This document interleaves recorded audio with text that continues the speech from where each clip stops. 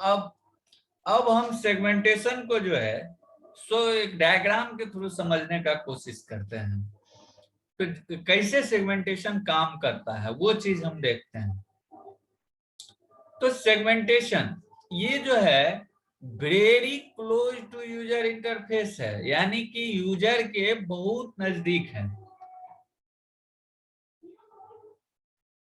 Very close to user interface. अब जैसे देखो कोई एक प्रोग्राम है, कोई एक प्रोग्राम है, उसमें एक फंक्शन है मेन। मेन कोई फंक्शन है,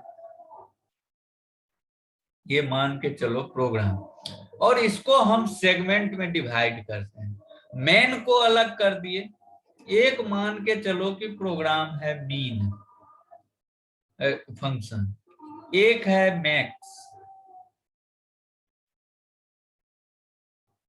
और एक है स्टैक।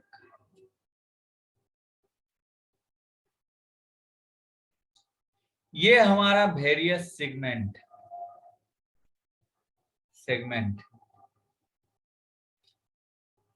अब बात आएगा जाएगा कहां, तो मेन मेमोरी में ही। सबका डेस्टिनेशन तो मेन मेमोरी ही है, तो ये मान के चलो कि हमारा मेन मेमोरी है।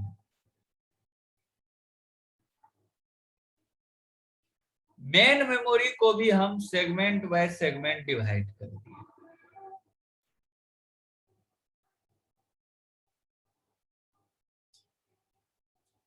ये हमारा जो है सेगमेंट बाय सेगमेंट, ये 0 नंबर सेगमेंट है, ये 1 नंबर सेगमेंट है, ये 2 है, ये 3 है, ये 4 है और ये 5 है। हर एक सेगमेंट का दो चीज होता है, एक होता है बेस और एक होता है लिमिट। अब बात ये आता है कि बेस किसको कहते हैं और लिमिट किसको कहते हैं। तो हर एक सेगमेंट का जो बेस है उस बेस से वो सेगमेंट शुरू होगा, और लिमिट जो होता है वहां तक वो सेगमेंट आएगा या फिर उससे अंदर ही रहेगा। जब ही वो लिमिट क्रॉस करेगा तो वो दूसरा सेगमेंट में आ जाएगा। आया बात समझ में? मान लेते हैं हम इसका बेस ये है और सेगमेंट ये है। इसका बेस ये, सॉरी, इसका बेस ये है और सेगमेंट लिमिट, एक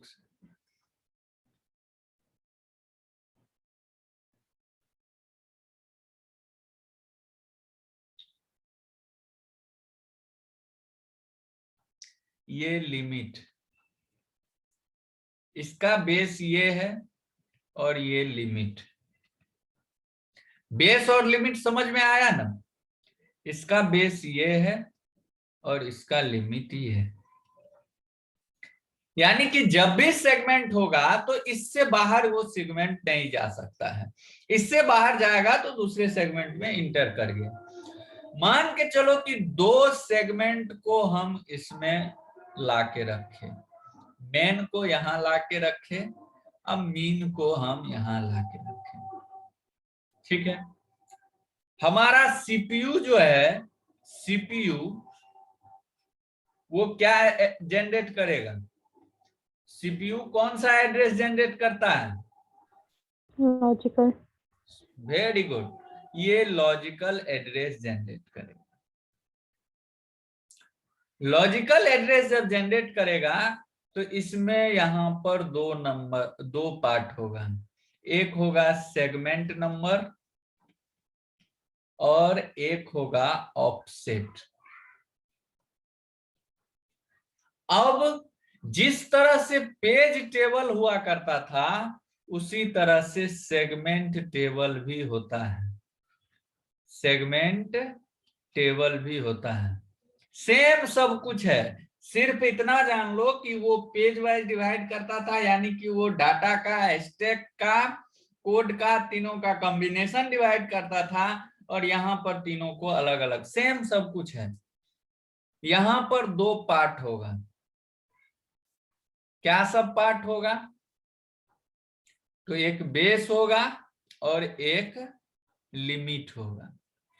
तो जितना सेगमेंट में मेन मेमोरी डिवाइड है उतना सेगमेंट में हमारा वो सेगमेंट टेबल भी डिवाइड होगा। तो कितना है, 6 सेगमेंट में है, 3 4 5 6, यानी कि ये हो गया 0 1 2 3 4 और 5, ये हमारा सेगमेंट टेबल।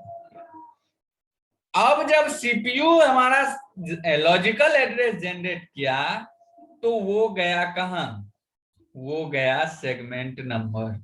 और सेगमेंट नंबर क्या हो रहा है, मान के चलो कि सेगमेंट नंबर 1 आया। क्या आया, सेगमेंट नंबर 1 आया। तो सेगमेंट नंबर 1 जब ये आएगा तो ये किसको डिनोट करेगा, 1 को डिनोट करेगा यहाँ पे।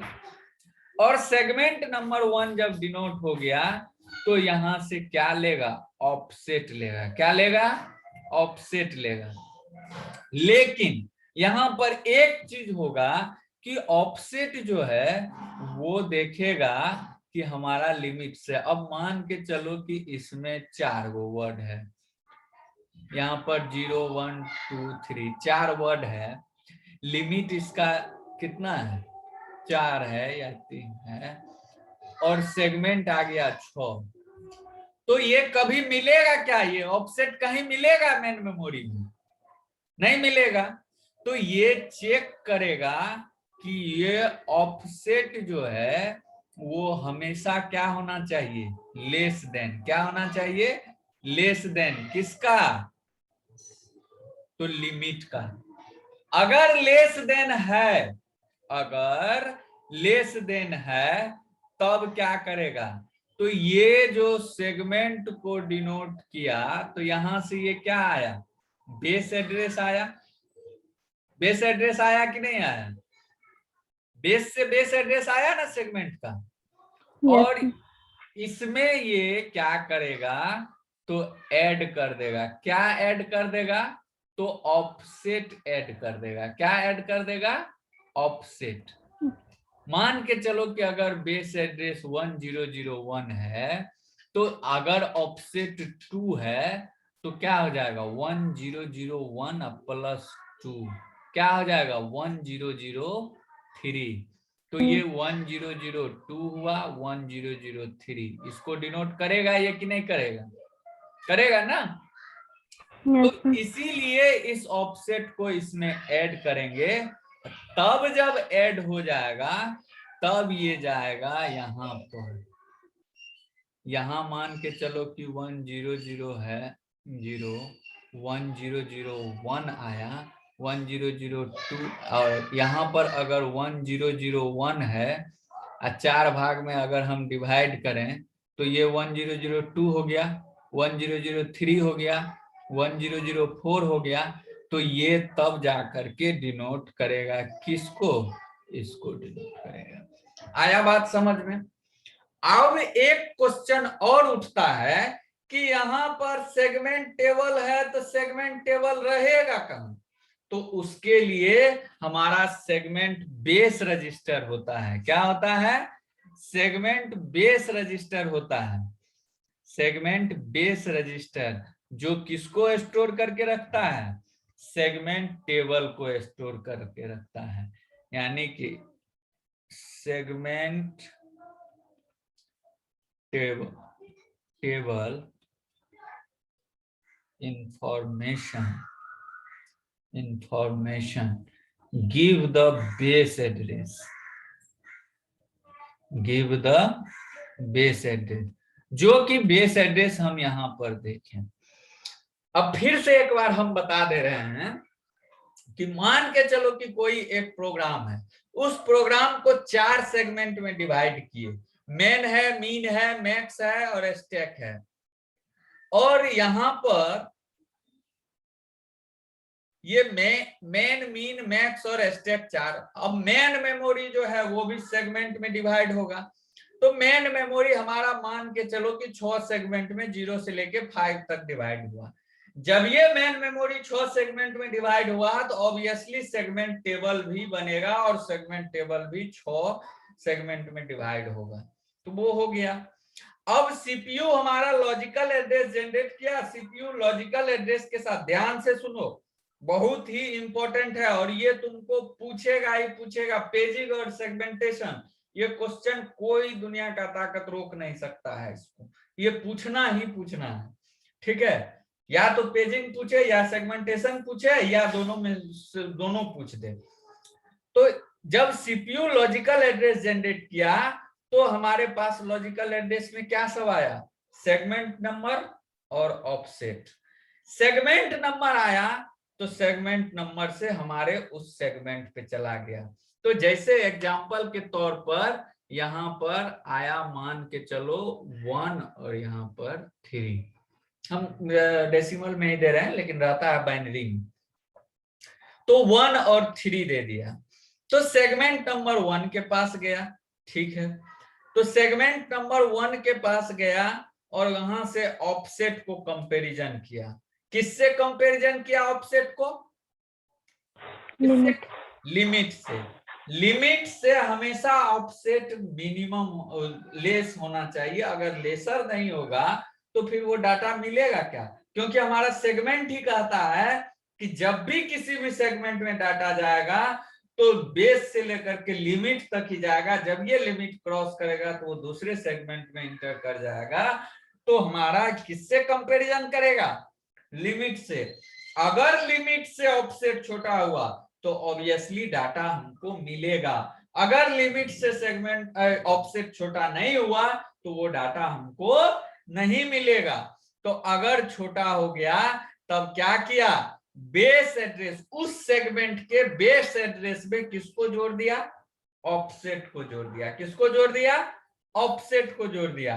और तब जाकर के मेन मेमोरी के उस सेगमेंट के उस ऑफसेट के डाटा को फेच कर लिया। ये डाटा आया समझ में या नहीं?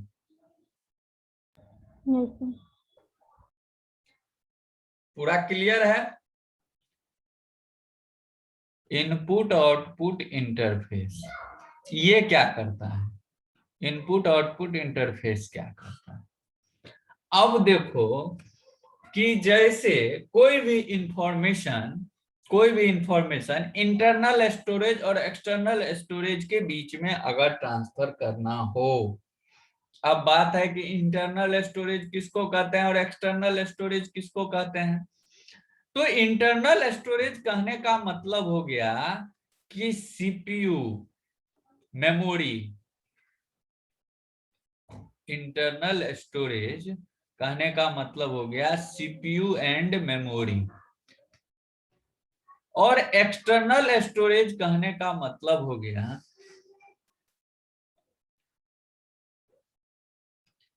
एक्सटर्नल स्टोरेज कहने का मतलब हो गया पेरिफेरल्स। अब कहोगे कि सर पेरिफेरल्स किसको कहते हैं? तो कंप्यूटर के पेरिफेरल्स के बारे में सी में ही पढ़े होगे, पीपीएस शुरू में ही, जैसे प्रिंटर हो गया, कैमरा हो गया,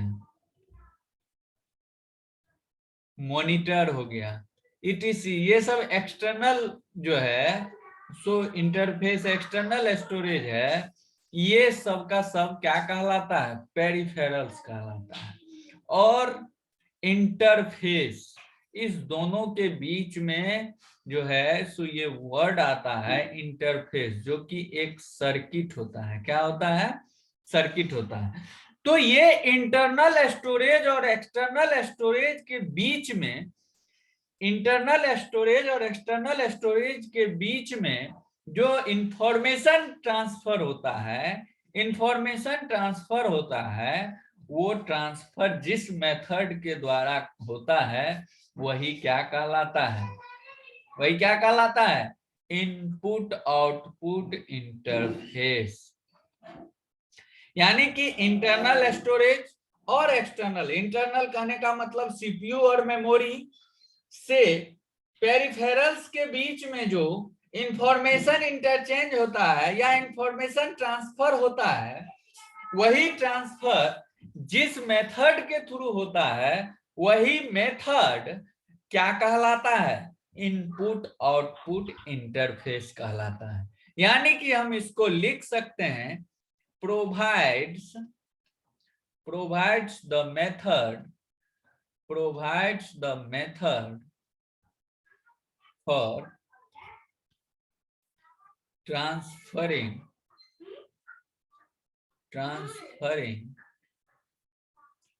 information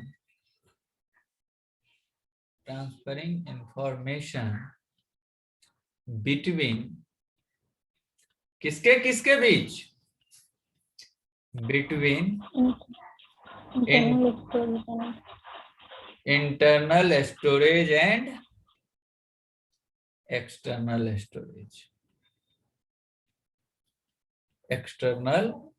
storage. यही कहलाता है। ये क्या करता है, एक मेथड प्रोवाइड करवाता है जिसके थ्रू जो है सो इंटरनल स्टोरेज और एक्सटर्नल स्टोरेज के बीच में क्या होता है, इंफॉर्मेशन जो है सो वो ट्रांसफर होता है। जैसे कोई एक मान के चलो कि पेरिफेरल्स है, कोई पेरिफेरल्स, प्रिंटर हो, स्कैनर हो, कोई भी पेरिफेरल्स है, और यहाँ पर सीपीयू है और मेमोरी है। सीपीयू है और मेमोरी है, और इस दोनों के बीच में डाटा ट्रांसफर करना है। तो ये दोनों के बीच में डाटा ट्रांसफर इजीली नहीं हो सकता है। क्यों नहीं हो सकता है, तो उसको हम बता देते हैं पहले, तब ये समझ में आएगा। ये पेरिफेरल्स और सीपीयू, पेरिफेरल्स एंड सीपीयू, ये दो चीज है। पेरिफेरल्स जो होता है, ये डिवाइस जो है वो इलेक्ट्रोमैकेनिकल डिवाइस है। क्या है, इलेक्ट्रोमैकेनिकल डिवाइस है, और इसको इलेक्ट्रोमैग्नेटिक डिवाइस भी कहते हैं।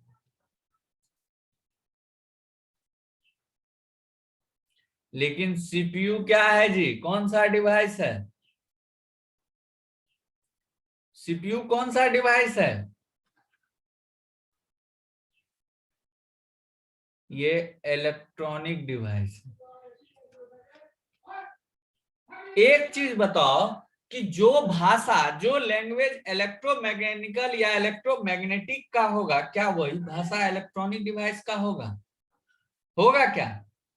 नहीं होगा। दोनों का लैंग्वेज क्या होगा, डिफरेंट होगा। अगर दोनों का लैंग्वेज डिफरेंट होगा तो उस दोनों के बीच में कम्युनिकेशन करने के लिए कोई ना कोई एक मेथड डेवलप होगा।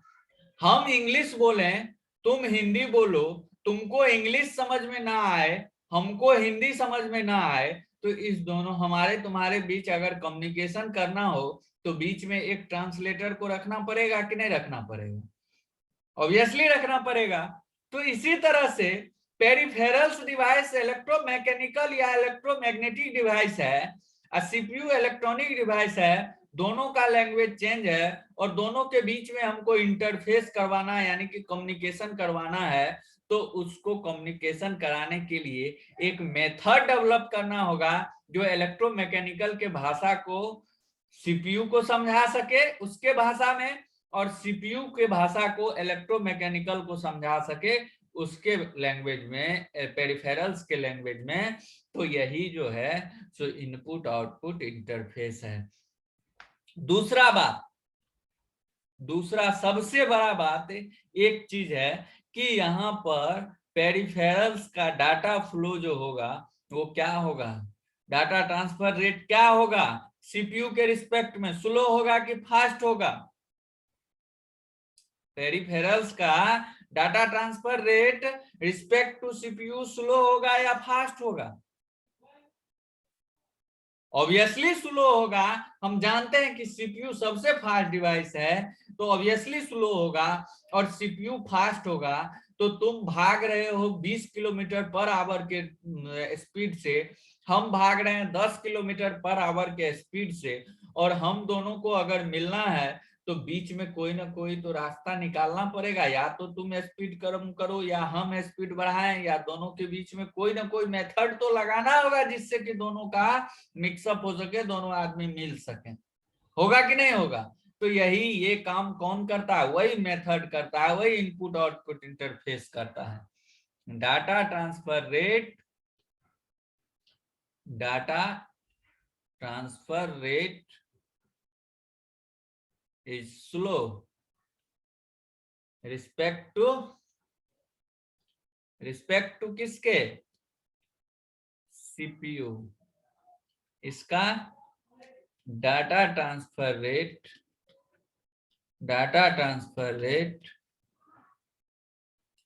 Is fast respect to peripherals.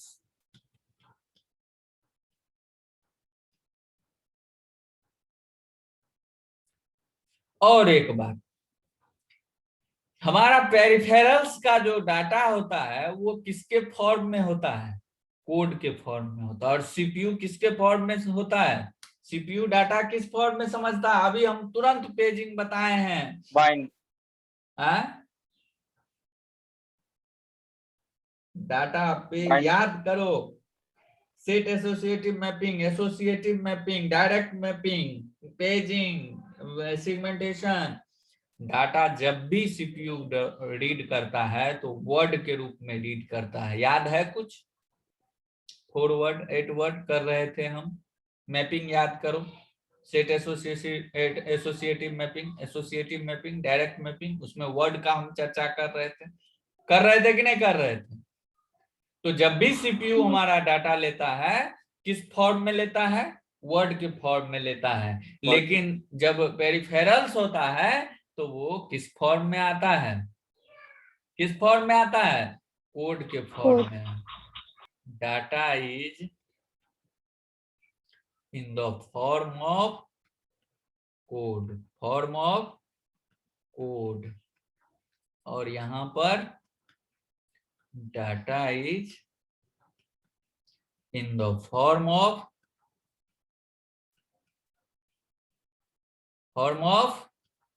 Word.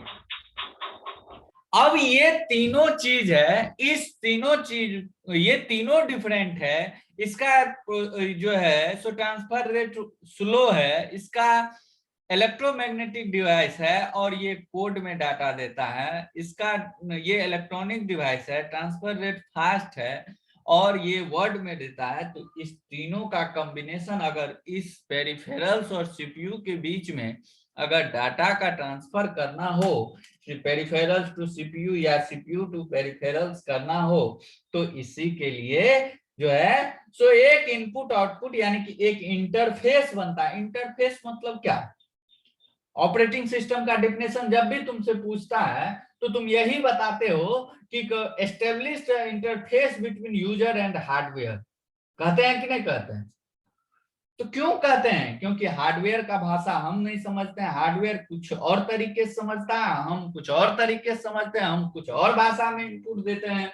तो ये दोनों के बीच में जो है सो ट्रांसफर डाटा करवाता है, इसीलिए वो इंटरफेस। इसी तरह से जब हमारा पेरिफेरल्स और सीपीयू के बीच में डाटा ट्रांसफर की बात आएगी तो उसके लिए एक इंटरफेस बनाया जाएगा, वही कहलाता है input output interface.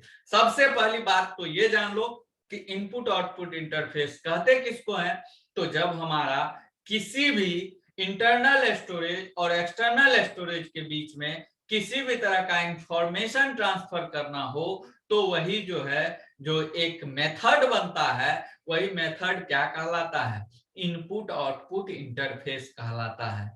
Input output interface इसलिए जरूरत है क्योंकि पेरिफेरल्स अलग डिवाइस है, सीपीयू अलग डिवाइस है। पेरिफेरल्स मैकेनिकल डिवाइस है, इलेक्ट्रोमैग्नेटिक डिवाइस है, सीपीयू इलेक्ट्रॉनिक डिवाइस है। दोनों का लैंग्वेज चेंज है तो इजीली बिना मेथड का, बिना इंटरफेस का ट्रांसफर डाटा नहीं हो सकता। इसका डाटा वो ना समझेगा, उसका डाटा ये ना समझेगा। उसके बाद जो डाटा ट्रांसफर रेट है वो स्लो होता है, किसके रिस्पेक्ट में, सीपीयू के रिस्पेक्ट में, पेरिफेरल्स का। अगर और उसका फास्ट होता है तो दोनों के बीच में अगर कॉम्बिनेशन ना बनाएंगे तो हमारा जो है सो दोनों के बीच में इंफॉर्मेशन ट्रांसफर नहीं हो पाएगा।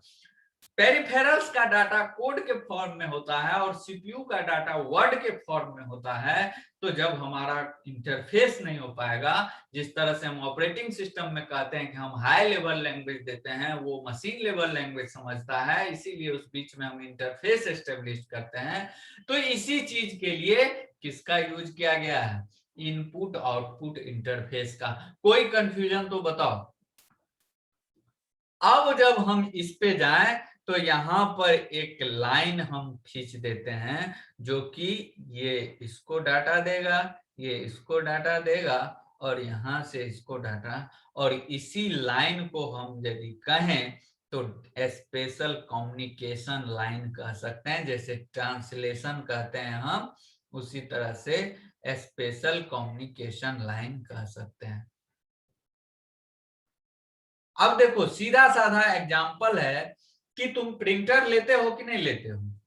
प्रिंटर लेते हो तो तुम क्या करते होगे कि अपने लैपटॉप में या डेस्कटॉप में उस प्रिंटर का ड्राइवर डाउनलोड करते होगे और ड्राइवर को इंस्टॉल करते होगे। करते हो कि नहीं करते हो? क्यों करते हो उसका ड्राइवर इंस्टॉल? उसके पीछे रीजन यही है कि उस सीपीयू में यदि उसका ड्राइवर इंस्टॉल हो गया तो उस दोनों के बीच में कम्युनिकेशन के लिए एक इंटरफेस एस्टेब्लिश हो गया। तब जाकर के जो सीपीयू देगा वो पेरिफेरल समझेगा, यानी कि प्रिंटर समझेगा। जो प्रिंटर डाटा देगा वो हमारा सीपीयू समझेगा। वो ड्राइवर कुछ नहीं है, वो ड्राइवर सिर्फ और सिर्फ उस दोनों के बीच में इंटरफेस एस्टेब्लिश करता है। आया बात समझ में या नहीं?